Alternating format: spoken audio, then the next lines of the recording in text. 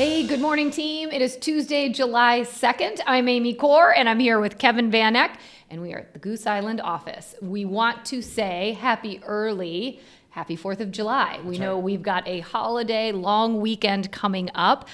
So we've got a great conversation today, something that I think you can be thinking about as you go into the weekend and you go into lots of parties, lots of conversations, right? That's right. So on that note, grab your coffee and let's jump into the next episode of Coffee with Amy and Kevin. Good morning. Hi. Good morning, everyone. All right, so we're going to talk about this pre-4th of July. We're going to talk about change. And really how to navigate the change, but ultimately grow through the change. So not just make it through. And we have three real concepts that you need to focus on now because there's so many distractions. And we've talked about it before, right? People are feeling paralyzed. Some agents are feeling like what's going to happen with their business, and they haven't really taken the reins. So we have three core things to focus on to make sure that whether you're at a 4th of July party and having conversations or for the remainder of the year, you're teeing yourself up for success. Yeah. And I think all of these really build off of the idea that confidence is key. When you are a confident agent, when you are confident in what you are doing and you are confident in believing that what you do matters and creates value, that is going to win over everything else. So, there is a lot of change going on. There's a lot of headlines in the news. I know, here locally, we've been doing a ton of educating our agents just on a lot of the changes that we know are coming for all of our local boards as it relates to the settlement. We all know it, right? And for, some of us, it's coming on fast. July and August are really big months where a lot of change is being implemented. And it's scary, right? But we can be scared and just sit there or bury our heads in the sand, right? Like an ostrich, right? Or we can realize I'm going to survive this change, and the way that I'm going to do it is by educating myself. And again, here locally, we're doing a ton of different workshops. We're trying to get us together because I've said it on many occasions, the worst place any of us can be is in this headspace by ourselves, having that conversation alone, right? So, making sure you're leaning in and getting educated, whether it's, at the office level, making sure that you're engaging in any of the training that your managing brokers are offering, your coaching and training departments, right? But there's also a lot of ways to educate yourself. Make sure you are reading because, yes, there's a lot of things going on in the headlines, a lot of things that are not true. It's super important for you to be able to educate your relationships, your sphere of influence on the headlines they might be reading and why that stuff actually isn't accurate, right?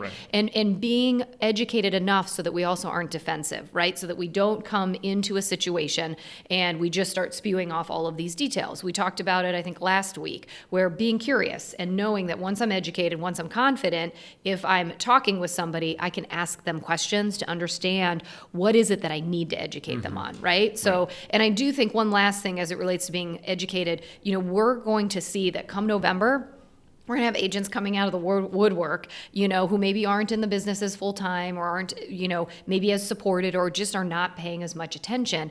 And they're going to say, what happened to our industry, right? What is going on? So don't be that agent, right? Because there is going to be a separation. And I think there's going to be an opportunity for us who are really educated, know our stuff, know how to talk to the consumer and our clients comfortably. And then there's going to be another, sector of agent base that really might struggle. So, educate yourself so you are not the one struggling. Absolutely. Right? Yeah, differentiate yourself. It was Jimmy Burgess, who we see has a column on Inman. He's down in 30A in Florida. Yeah. But he said it's separation season. Which means this is an opportunity where the great agents are going to rise to the top and the mediocre, lower end agents are going to fall. Yeah. And so with separation season, it comes down to practicing. Yeah. It comes down to building your skills, I guess is what we'll call it, where you have an opportunity now to make sure that you're practicing, you're role playing a few things. We talked previously about process, the ninja process, the buyer process, listing process, or whatever process you use. Hone that to the point of confidence. If you have a process in place, you're going to be confident no matter what questions or what conversations take place there because you know what's coming next and what you're going to cover. The second thing with that, I think, is making sure that you practice the actual conversation. Don't walk into a conversation without knowing how you're going to respond. And a throwback to a previous episode a couple of weeks ago, asking questions. Be curious about what their standpoint or viewpoint is so that you can respond in an appropriate way, in a way that's going to be successful. But you have to practice it, right? So I know most of us do not really love role playing. Yes. But we have to take this seriously because it is going to impact your business. That separation season that Jimmy talked about, it's going to come fast. It's happening. Yes. It is happening right now. Yeah.